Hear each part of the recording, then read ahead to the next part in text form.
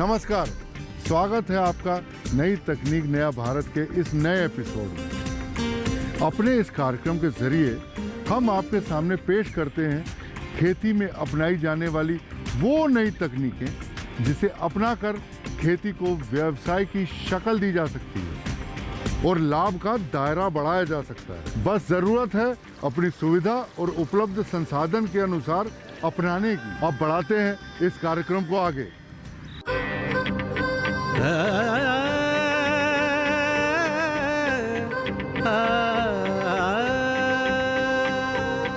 अपना देश बदल रहा है, बदल रही तकदीर, नई तकनीक संग बदल रही है देश की तस्वीर। नई तकनीक नया भारत,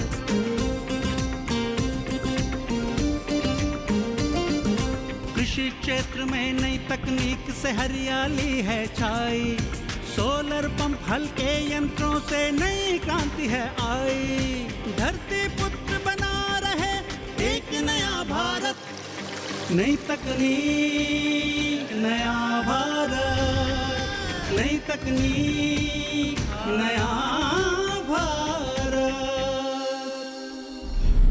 नई तकनीक नया भारत की इस कड़ी में आज हम पहले चर्चा करने जा रहे हैं मछली पालन से जुड़ी एक नई तकनीक की, जिसे अपनाकर मछली कार्य से जुड़े किसान अपना लाभ का दायरा कई गुना बढ़ा सकते हैं। इसीलिए हम आपको मिलवाने जा रहे हैं एक ऐसे किसान से जिन्होंने इस तकनीक को अपने फार्म में शामिल कर न केवल अपनी जिंदगी बदल ली बल्कि दूसरों के लिए भी मिसाल बन गए।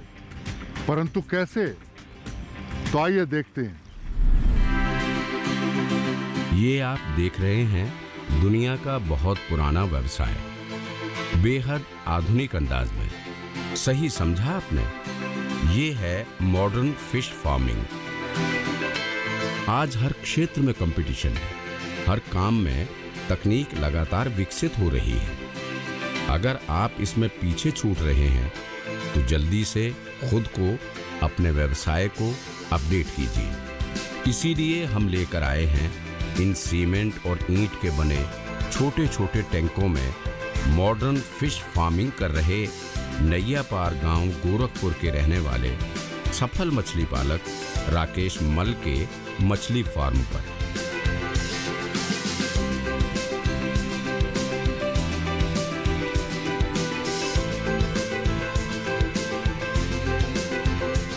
जो आज के जमाने की बिल्कुल नई तकनीक RAF विधि से मछली पालन का कार्य कर रहे हैं। राकेश मल पिछले 4 वर्षों से मछली पालन का कार्य कर रहे हैं। अभी तक ये कच्चे तालाबों में देसी मछलियों और फंगेसियस का सघन विधि से मछली पालन करते आ रहे हैं। मछली पालन का एक बहुत पुराना इतिहास रहा है, आज से नहीं सदियों से चला आ रहा है। उसमें वो कमर्शियल नहीं होता था। उस समय हमारी आवश्यकताएं कम थी, हमारी आबादी कम थी। पोखरे में मछलियां कहीं से आ जाती थी या कुछ डाल देते थे, जो निकल जाता था उसको मान लेते थे कि ये यही हुआ है। लेकिन धीरे धीरे इस पर और लोग करते गए सघन रूप से करने के बाद उन लोगों ने सोचा कि इसको अब कमर्शियल किया जाए। तो हम लोग पॉन्ड बनवा के और उसे फीडिंग मेडिसिन वगैरह के साथ ये काम शुरू किए। पानी की कमी और मछली पालन, ये दोनों बिल्कुल विपरीत धारा की चीजें हैं। एक तरफ मीठे पानी की कमी से खेती किसान के साथ साथ आम लोगों का जीवन भी प्रभावित है। वहीं परंपरागत मछली पालन में एक मछली को पालने के लिए उसके पूरे जीवन चक्र में 300 से लेकर 600 लीटर पानी की जरूरत होती है। इसी कारण परंपरागत मछली पालन के लिए बड़े तालाबों की जरूरत होती है। पर जैसे जैसे जनसंख्या बढ़ रही है वैसे वैसे जल और जमीन सीमित होते जा रहे हैं। लेकिन कहते हैं ना कि इंसानी सभ्यता और तकनीक हर परिस्थिति में जीने की राह, आगे बढ़ने की राह निकाल ही लेती है। तो मछली पालन की नई विधि है RAF। इसमें पानी को साफ कर फिर से इस्तेमाल किया जाता है। इस तकनीक के सहारे सीमित जगह और पानी में हाई डेंसिटी मछली पालन संभव है। वैसे तो ये महंगा प्रोजेक्ट है, लेकिन यूपी सरकार RAF पर 40% का अनुदान दे रही है। इसमें कुल 50 लाख की लागत आती है, जिसमें से 40% सरकारी अनुदान मिलता है। राकेश मल गोरखपुर के एक प्रयोगवादी किसान हैं। इसी के तहत इस नई तकनीक को कम से कम संसाधन में शुरू किया है। मछली पैदा करने में सैकड़ों लीटर पानी हमारा वेस्ट जाता है। इतना पानी वेस्ट करके हम 1 किलो की मछली पा रहे हैं। तो हमारी वार्ता हुई NFBGR लखनऊ के लोगों से। उन्होंने कहा कि नहीं, अब तो एक नई तकनीकी आई है जिसमें पानी का कम से कम प्रयोग किया जा सकता है। तो भारत सरकार की योजना थी RAS, रीसर्कुलेटरी एक्वाकल्चर सिस्टम। हमें अच्छा लगा, हमने इसको बनवाना शुरू किया। गवर्नमेंट ने भी इसके लिए अच्छा खासा सपोर्ट किया हमको। जो इनकी योजना है RAS सिस्टम की, उस पर हमको प्रतिभागी बनाए और हमें उसका अनुदान भी मिला। राकेश मल ने महज 6000 वर्ग मीटर में ये पूरा प्रोजेक्ट तैयार करवाया है। इसमें मात्र 25 बाई 25 फीट के 8 टैंक बनवाए हैं, जिसमें मछली पालन कर रहे हैं। बाकी इनके पास बहुत बड़ा एरिया है, जिसमें ये कच्चे तालाबों में देसी मछलियों का पालन करते हैं। इनके एक टैंक की क्षमता 60,000 लीटर पानी की है, जिसमें वो 5000 फंगेशियस मछली पालते हैं और इस तरह एक मछली पर महज 9-10 लीटर पानी ही खर्च होता है। इस तरह वो 1000 लीटर में 110 से 120 मछली पालते हैं, जबकि परंपरागत तालाब विधि में 1000 लीटर में 3 मछली का ही पालन होता है। आप इसी से अंदाजा लगा सकते हैं कि मछली पालन की RAF टेक्निक आज के जमाने के लिए कितनी प्रभावी है। RAS सिस्टम में भैया ये है कि हम 25 बाई 25 फीट का एक टैंक बनवाते हैं जो 1.5 मीटर की हाइट का होता है, और इसमें हम पानी डालते हैं। इसमें कम पानी भी लगता है और 25 बाई 25 के पॉन्ड से हम 5000 किलो मछली 9 से 10 महीने में निकाल लेते हैं। तो ये सबसे बड़ा फ़ायदा है कि हमारा पानी भी कम लगा, हमारा फीड कास्ट भी थोड़ा कम आता है। हमारा जो FCR है, पोखरे में अगर 1.5 आता है तो इसमें 1.25 आता है। तीसरा क्या, मेडिसिन का यूज़ चूँकि करना पड़ता है, तो पोखरे में जितनी हम मेडिसिन का यूज़ करते हैं, ह्यूम में करते हैं, इसमें हमें केवल 25 बाई 25 625 स्क्वायर फीट में ही हम डालते हैं। तो 625 का काफ़ी कम मात्रा में दवा लगती है। तो इसलिए ये हमारे पॉन्ड से थोड़ी बेटर टेक्निक है। और जहाँ पानी की कमी है वहाँ के लिए तो खैर रामबाण चीज़ है, बहुत बढ़िया चीज़ है।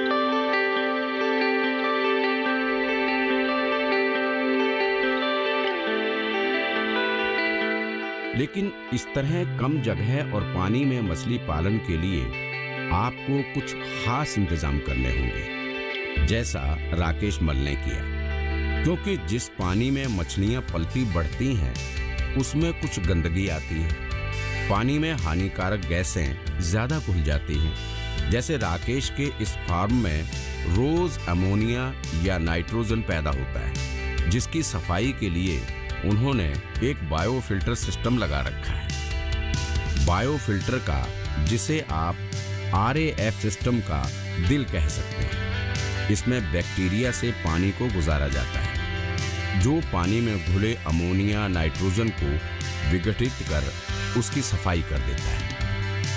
हर टैंक में लगे इनलेट और आउटलेट पाइप के जरिए पानी भेजा और निकाला जाता है। निकाले गए पानी को ही बायोफिल्टर से गुजार के उसकी सफाई कर फिर से उसका इस्तेमाल किया जाता है। बायोफिल्टर में 6 छोटे टैंक हॉट हैं, जो एक क्रम में व्यवस्थित होते हैं। पहला टैंक V के आकार में होता है, जिसे सेटलेज टैंक कहते हैं, जिसमें गंदा पानी पहुंचता है तो भारी तत्व यहाँ एकत्र हो जाते हैं। इसके बाद ये पानी 1 mm के स्टोन से गुजरता है, जहाँ से ये पानी सीधा कोसेंड में पहुँचता है। इन दोनों टैंक से साफ होता हुआ गंदा पानी कोयले वाले टैंक में जाता है, जिसके बाद ये पानी पूरी तरह से फिल्टर हो जाता है और वापस मोटर पंप द्वारा मछलियों के टैंक में चला जाता है। इस तरह से ये पानी हमेशा सर्कुलेट होता रहता है। आरएएस सिस्टम क्या मछली पालन के लिए, मछली को दो ही चीज़ बढ़िया चाहिए, बढ़िया भोजन चाहिए, बढ़िया ऑक्सीजन चाहिए और पानी उच्च गुणवत्ता का चाहिए, पानी गंदा नहीं चाहिए। तो आरएएस में चूँकि हमारी 5000 मछलियाँ हैं, 5000 मछलियाँ डालते हैं अगर, तो जितना हम दाना खिलाते हैं उस दाना खिलाने के बाद उनकी गंदगी भी निकलती है। उस गंदगी की वजह से पानी बहुत तेज़ गंदा होता है। पानी जब बहुत तेज़ गंदा होता है तो उसको फिल्टर करना पड़ता है। तो हमने यहाँ पे एक बायो फिल्टर लगाया हुआ है। बायो फिल्टर में होता है कि हम जिस टैंक का पानी हमें चेंज करना होता है उस टैंक का पानी हम लाते हैं और सेटलेस टैंक बनवाए हुए हैं बायो फिल्टर यहाँ पे। इसमें एक टैंक से आता है फिल्टर हुई, जिसमें हमारा मेन कचरा सॉलिड वेस्ट जो है उसमें छट जाता है, फिर उससे दूसरे में जाता है, जो सॉलिड वेस्ट बचा रहता है वो चला जाता है। फिर एक नए पॉन्ड में छोटा फिल्टर जो हमारा यूनिट है उस पर हम कंकड़ डलवाए हैं। तो कंकड़ में क्या होता है कि जो भी कचरे जाते हैं उसमें चिपक जाते हैं, पानी ऊपर से छन के निकल जाता है। उसके दूसरे वाले में हम कोल सैंड डलवाए हैं। कोल सैंड मतलब कि मोरंग बालू। मोरंग बालू में जो कुछ बचा रहता है वो मोरंग बालू पे टिक जाता है। तीसरा हम बनवाए हैं चारकोल, कोयला। कोयला में जो है आके पानी चिपक जाता है, जो भी गंदगी आती है चिपक जाती है, फिर पानी बाहर आता है। उस पानी को ऑक्सीजन देते हुए हम रीसर्कुलेट करते हैं अपने पॉन्ड में। आरएएफ सिस्टम के लिए सरकार द्वारा मछली पालकों को 40% का अनुदान भी दिया जाता है। 8 टैंक वाले राकेश मल के इस पूरे आरएएफ सिस्टम की कुल लागत 50 लाख रुपए है, जिसका 40% यानी 20 लाख रुपए सरकार द्वारा अनुदान है। इस पूरे लागत में पूरा आरएएफ का स्ट्रक्चर, मछली के बच्चे सहित अन्य खर्च शामिल हैं। भारत सरकार या द्वारा जो आरएएस सिस्टम गाइडलाइन जारी की गई है, जो प्रदेश सरकार द्वारा कराया जाता है, इसमें टोटल इसका 50 लाख रुपए के आसपास इसका माना गया है। अप्रॉक्सीमेट 50 लाख में 40% का अनुदान सरकार द्वारा दिया जाता है। अगर मछली के थोक भाव 100 रुपए किलो के हिसाब से भी देखें तो राकेश को हर साल लगभग 40 लाख रुपए की आमदनी होती है, जिसमें से 20-25 लाख का खर्च घटा दें तो भी उनके 6000 वर्ग फीट के फार्म से 8 महीने में 15 लाख की शुद्ध आमदनी होती है। भला ऐसा मछली पालन कौन नहीं करना चाहेगा। राकेश मल के इस व्यवसाय से 5 लोग हमेशा जुड़े रहते हैं, यानी 5 लोगों को ये रोजगार भी दिए हुए हैं। नई तकनीक, नया भारत। मछली पालन जैसे काम से भी किसान अच्छी खासी आमदनी कमा सकते हैं। बस ज़रूरत है तो समय के साथ तकनीकों को शामिल करने की, जैसा कि इस सफल किसान ने अपनी आमदनी बढ़ाने के लिए अपनाई है। कार्यक्रम में फिलहाल हो चला है वक्त एक छोटे से ब्रेक का। ब्रेक के बाद हम जल्द वापस आते हैं, तब तक बने रहिए डीडी किसान चैनल पर। नई तकनीक, नया भारत। नई तकनीक, नया भारत। सीप पालन के लिए गड्ढा खुदवाया, जिसमें बारिश और घरेलू इस्तेमाल का पानी इकट्ठा किया। शुरुआत महज 2000 सीप से की। नई तकनीक, नया भारत। नई तकनीक, नया भारत। जानकारी जो किसानों के लिए हो लाभकारी, समस्याओं पर पड़ेगा समाधान भारी, कृषि की हर बात का ख्याल, कब कैसे की जाए बेहतर देखभाल। जानिए विशेषज्ञों के साथ, देखिए खेत खलिहान, सोमवार से शुक्रवार सुबह 7 बजे डीडी किसान पर। नया भारत। तकनीक नया भारत। अगर मछली के थोक भाव 100 रुपए किलो के हिसाब से भी देखें तो राकेश को हर साल लगभग 40 लाख रुपए की आमदनी होती है। नई तकनीक नया भारत, नई तकनीक नया भारत। ब्रेक के बाद मैं आपका नई तकनीक नया भारत में फिर से स्वागत करता हूँ। स्वाति नक्षत्र में ओस की बूंद सीप के खुले मुंह के अंदर पड़े तो वो बूंद मोती बन जाता है। इस पुरानी कहावत का मतलब यही है कि पूरी योजना और युक्ति के साथ अगर काम किया जाए तो किस्मत चमकते देर नहीं लगती। मोती की खेती आमतौर पर तालाब में की जाती है। आज हम मिलवाते हैं राजस्थान के एक ऐसे प्रगतिशील किसान से जिन्होंने मोती की खेती का अनोखा तरीका ढूंढ निकाला है। ऐसी सोच एक प्रगतिशील किसान के पास ही हो सकती है। देखिए मोती की खेती पर हमारी ये खास जानकारी। राजस्थान में पानी की कमी, अब किसान करे तो क्या करे। लेकिन जयपुर के रेलवाल कस्बे के रहने वाले एक किसान ने वो कर दिखाया है जो लाखों किसानों को प्रेरणा देने वाला है। इनका नाम है नरेंद्र कुमार गरबा। जब परंपरागत खेती में इन्हें लाभ नहीं मिला तो इन्होंने कुछ नया, कुछ अलग करने की ठानी और योजना बनाई मोती की खेती की। इसके लिए बाकायदा ट्रेनिंग ली और आज उन्होंने लाखों की आमदनी का एक नया व्यवसाय खड़ा कर दिया है।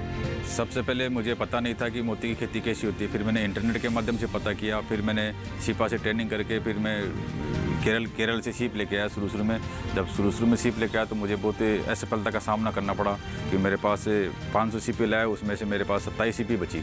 उसके बाद फिर मैं दोबारा गया, उसके बाद मेरे 50% सीपियाँ बचने लग गई और अब मैं आराम से 10 से 20% मोटिलिटी होती है और 1000 सीपी डालता हूँ तो उसमें 700-800 सीपी जिंदा रह जाती है और 1500-2000 के आसपास मेरे मोती निकल जाते हैं।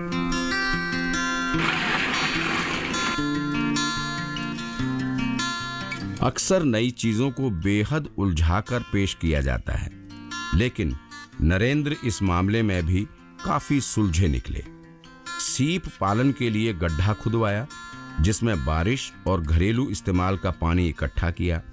शुरुआत महज 2000 सीप से की और उनके चारे पानी की अच्छी व्यवस्था के कारण सारे सीप जिंदा रहे, यानी उनका पहला प्रयोग सफल रहा। इसके बाद उन्होंने और सीप मंगवाए, उन्हें 24 घंटे बड़े बड़े टंकी में इकट्ठा साफ पानी में छोड़ने के बाद भोजन दिया। फिर 24 घंटों के बाद उनका माइनर ऑपरेशन कर उनके अंदर डिजाइनर मोती के फ्रेम यानी बीड डाले। मैं डिजाइनर और हाफ राउंड दोनों तरह के मोती करता हूँ। डिजाइनर मोती 1 साल में तैयार हो जाता है। जब हम सीपी की सर्जरी करके उसमें न्यूक्लियस डालते हैं, डिजाइन न्यूक्लियस, तो 12 से 13 महीने में तैयार हो जाता है। फिर हम उसकी कटिंग करके उसकी मार्केटिंग करके उसको सेल कर देते हैं और गोल और अर्ध गोलाकार मोती ये 18 महीने में तैयार होता है। इसके बाद इन सीपों को एक खास जाल के अंदर व्यवस्थित कर पानी के बड़े हौज में डाल दिया। नरेंद्र 10-15 दिनों पर एक बार सबका निरीक्षण करते हैं।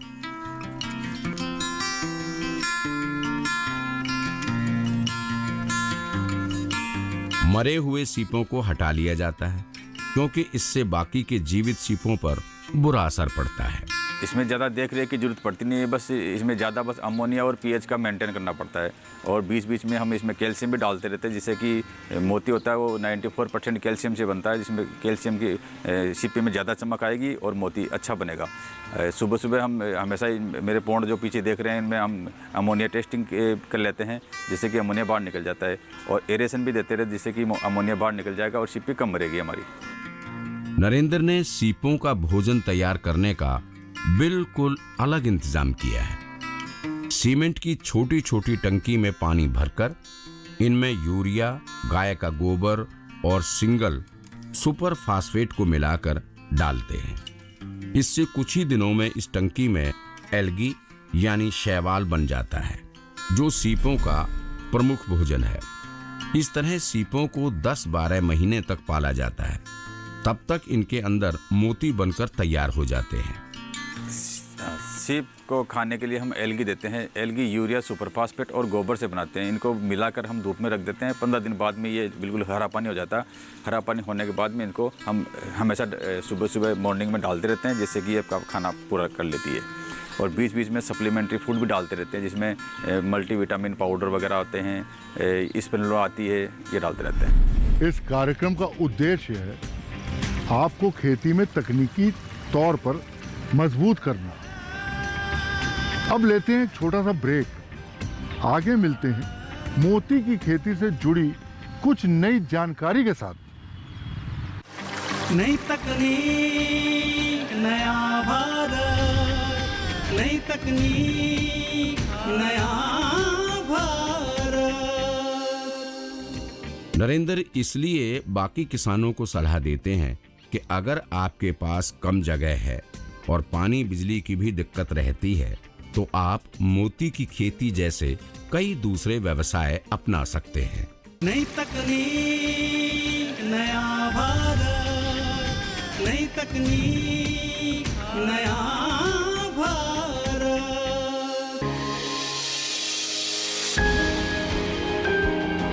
सहेजें कण कण को,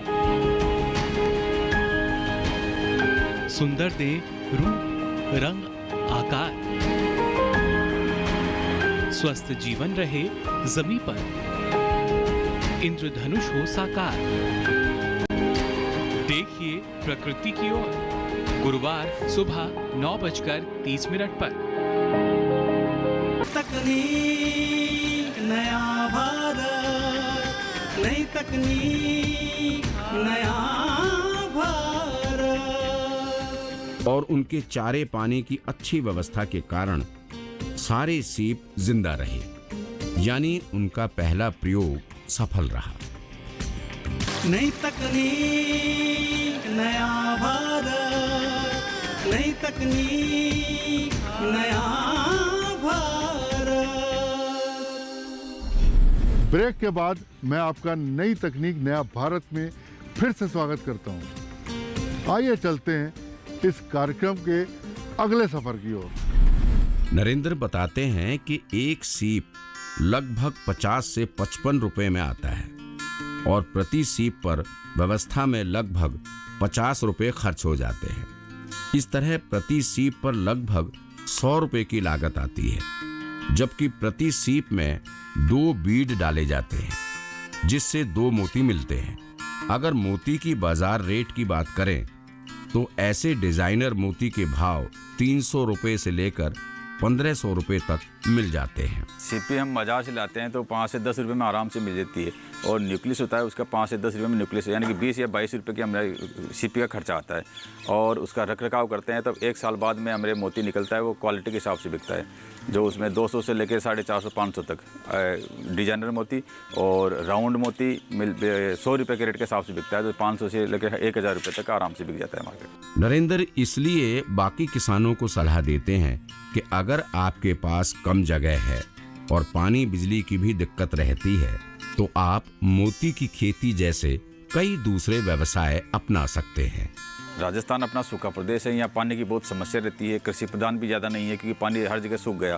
तो अब मैंने एक नया अल्टरनेट निकाला है कि कम पानी में मोती खेती हो, क्योंकि अपने राजस्थान में तालाब की व्यवस्था भी नहीं है, और तालाब अगर बनाते हैं तो पानी सूख जाता है उसमें। तो मैंने सीमेंट के छोटे छोटे पौंड बनाए, इसमें एक पौंड में 60 से 70 लीटर पानी आता है, और मैं इसमें 30 से 35 सीपियाँ डालता हूँ, तो मेरे पास एक साल में कम से कम 20-25 सीपियाँ आराम से जिंदा रह जाती है, और एक पौंड में 50 से 60 मोती मिल जाते हैं आराम से। मोतियों की खेती कर नरेंद्र ने दिखा दिया है कि अगर हौसला रखकर सही दिशा में पूरे मन से काम किया जाए तो सफलता कदम चूमती है। आप इनसे प्रेरणा लेकर और इनकी विधियों को अपनाकर कम लागत में भी मोती की खेती शुरू कर सकते हैं, जिससे आपको अच्छी आमदनी मिलेगी। नई तकनीक नया भारत। आज के लिए बस इतना ही। नई तकनीक नया भारत की इस कड़ी में बताई गई तकनीकों को प्रयोग कर आप किसान अपने आने वाले कल को संवार सकते हैं। हम फिर आपसे मिलेंगे कुछ और जानकारियों के साथ खेती की तकनीकों को लेकर। तब तक के लिए नमस्कार। नई तकनीक नया भारत, नई तकनीक नया भारत।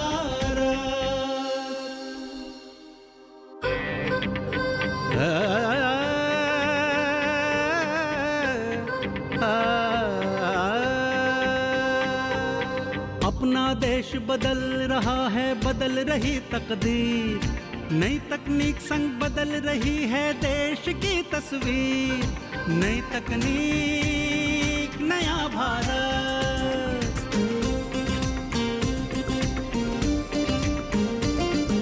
कृषि क्षेत्र में नई तकनीक से हरियाली है छाई, सोलर पंप हल्के यंत्रों से नई क्रांति है आई। धरती पुत्र बना रहे एक नया भारत, नई तकनीक नया भारत, नई तकनीक नया भारत।